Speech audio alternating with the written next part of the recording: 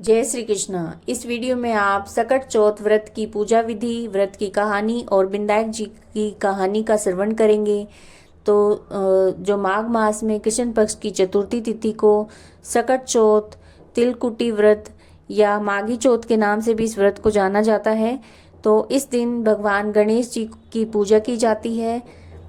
इस दिन सफ़ेद तिल से तिलकुट का प्रसाद तैयार किया जाता है और पूजा के लिए आप एक लकड़ी का पाटा लें, उस पर एक लाल या पीले रंग का एक वस्त्र बिछाएं और उस पर जल से भरा हुआ लोटा रखें, उस पर कलावा बांधें, तिलक लगाएं और एक कटोरी में तिलकुट लें। तिलकुट पर कुछ पैसे रखें।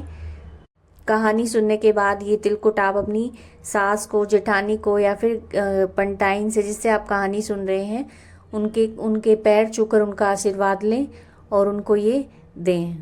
जो तिल आपने कहानी सुनते समय हाथ में लिए हैं उसमें से थोड़े से तिल बचा कर रखें, जिनको आप चांद को जब अर्घ्य देंगे रात्रि में तो उस समय अर्घ्य देते समय उनका इस्तेमाल करें। और जब आप रात्रि में चंद्रमा को अर्घ्य देने के बाद आप व्रत का पारण कर सकते हैं, व्रत खोल सकते हैं। उस समय जो तिलकुट है, तिलकुट का प्रसाद आप जरूर खाएं। सकट चौथ व्रत की कथा। किसी नगर में एक कुम्हार रहता था। एक बार जब उसने बर्तन बनाकर आवा लगाया तो आवा नहीं पक रहा था। परेशान होकर वो राजा के पास गया और बोला कि महाराज, पता नहीं क्या कारण है कि आवा है वो पक ही नहीं रहा है। तो राजा ने राज पंडित को बुलाकर कारण पूछा। राज पंडित ने कहा कि हर बार आवा लगाते समय एक बच्चे की बलि देने से आवा पक जाएगा। राजा ने आदेश दिया और बलि देना आरंभ हो गया। जिस परिवार की बारी आती वो अपने बच्चों में से एक बच्चा बलि के लिए भेज देता। इस तरह से कुछ दिनों के बाद बुढ़िया माई का एक ही लड़का था उनका, और उसकी बलि देने की बारी आई।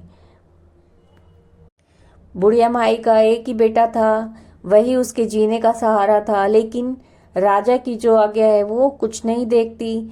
दुखी बुढ़िया सोचने लगी, मेरा एक ही बेटा है, वो भी सकट के दिन मुझसे जुदा हो जाएगा। तभी उसको एक उपाय सूझा। उसने लड़के को सकट की सुपारी तथा दूब का बीड़ा देकर कहा कि भगवान का नाम लेकर आवे में बैठ जाना, सकट माता तेरी रक्षा करेगी।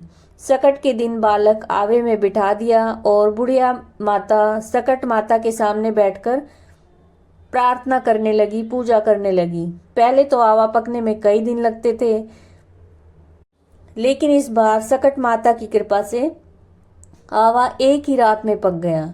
सवेरे कुम्हार ने देखा तो वो भी हैरान रह गया कि आवा पक गया है। बुढ़िया का बेटा जीवित और सुरक्षित था और सकट माता की कृपा से नगर के अन्य बालक भी उठे। ऐसा देखकर नगरवासियों ने माता सकट की महिमा को स्वीकार किया और तब से लेकर आज तक सकट माता की पूजा और व्रत का विधान चला आ रहा है। सकट चौथ व्रत से संबंधित सारी कहानियां आपको इस वीडियो में सुनाई जा रही हैं। तो सकट चौथ की जो दूसरी कथा है वो इस प्रकार से है। माता पार्वती एक बार स्नान करने गई। स्नान घर के बाहर उन्होंने अपने पुत्र गणेश जी को खड़ा कर दिया। उन्हें रखवाली का आदेश देते हुए कहा कि मैं जब तक स्नान करके खुद बाहर ना आऊं किसी को भीतर आने की इजाजत मत देना।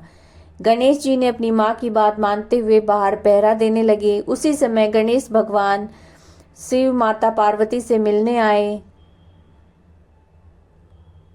लेकिन गणेश महाराज ने उन्हें दरवाजे पर कुछ देर रुकने के लिए कहा। भगवान शिव ने इस बात से बेहद आहत और अपमानित महसूस किया और गुस्से में उन्होंने गणेश भगवान पर त्रिशूल का वार कर दिया और उनकी गर्दन दूर जा गिरी। स्नान घर के बाहर शोरगुल सुनकर जब माता पार्वती आई और उन्होंने देखा कि गणेश जी की गर्दन कटी हुई है, ऐसा देखकर वो रोने लगी। उन्होंने शिव जी से कहा कि गणेश जी के प्राण फिर से वापस कर दें।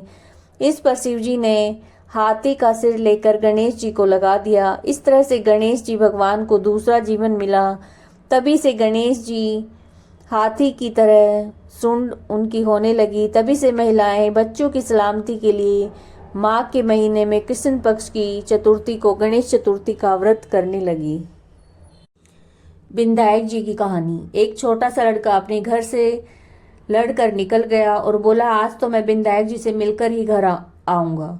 तब लड़का चलते चलते उजाड़ में चला गया। बिंदायक जी ने सोचा कि मेरे नाम से ही इसने घर से छोड़ा है, इसलिए इसे घर भेजना पड़ेगा, नहीं तो जंगल में से शेर या कोई भी जानवर इसे खा जाएगा। फिर बिंदायक जी ने एक बूढ़े ब्राह्मण का वेश धारण किया और बोले कि तू कहाँ जा रहा है। और तब वह बोला, मैं बिंदायक जी से मिलने जा रहा हूँ। तब बोले कि बिंदायक जी, मैं ही हूँ, मांग क्या मांगता है, परंतु एक बार ही मांगी हो। वो लड़का बोला कि क्या मांगू, बाप की कमाई मैं रखूं, हाथी की सवारी करूं, दाल भात मुट्ठी पर परोसें, ढोकता मुट्ठी भर के ढोल, स्त्री ऐसी हो जैसे एक फूल गुलाब का। तो बिंदायक जी बोले, लड़के तूने सब कुछ मांग लिया, जा तेरा ऐसा हो जाएगा। फिर वो लड़का घर आया तो देखा एक छोटी सी बीनी चौकी पर बैठी है, घर में बहुत सा धन हो गया है। वो लड़का अपनी माँ से बोला कि देख माँ, मैं कितना धन लाया हूँ, बिंदायक जी से मांग कर लाया हूँ। बिंदायक जी महाराज, जैसा उस लड़के को धन दिया वैसा सबको देना, कहते सुनते सभी पर कृपा करना। जय हो गणेश महाराज की। बिंदायक जी की दूसरी कहानी। एक बार बिंदायक जी महाराज एक चुटकी में चावल और एक चम्मच में दूध लिए घूम रहे थे और सभी से कहते कि मेरी खीर बना दो। बुढ़िया माई बोली, ला मैं बना देती हूँ। वो एक कटोरा लेकर आई और बिंदायक जी से बोली, बुढ़िया माई कटोरा क्यों लाई हो, भगोना लेकर चढ़ा दो। तब बुढ़िया माई बोली कि इतने बड़े भगोने का क्या करेगा, कटोरा ही बहुत है। बिंदायक जी ने कहा, तू चढ़ाकर तो देख। बुढ़िया माई ने भगोना चढ़ा दिया और चढ़ाते ही वो दूध से भर गया। फिर बिंदायक जी ने कहा, मैं बाहर जाकर आता हूँ, तू खीर बना कर रखियो। खीर बनकर जब तैयार हो गई तो बिंदायक जी महाराज नहीं आए तो बुढ़िया माई का मन ललचा गया और वो दरवाजा बंद करके खीर खाने लगी। बोली, बिंदायक जी महाराज भोग लगाओ। खीर खाने लगी, इतने में ही बिंदायक जी आ गए। बुढ़िया माई बोली कि खीर बना ली। बिंदायक जी ने उनसे पूछा कि बुढ़िया माई खीर बन गई। बुढ़िया माई बोली, हाँ, आकर जीम लो। बिंदायक जी बोले, मैंने तो जीम लिया, जब तू जीम लगी थी तभी मैंने भोग लगा लिया था। तो बुढ़िया माई बोली, तुमने तो मेरा पर्दा हटा दिया, परंतु किसी और का पर्दा मत हटाना। हे बिंदायक जी महाराज,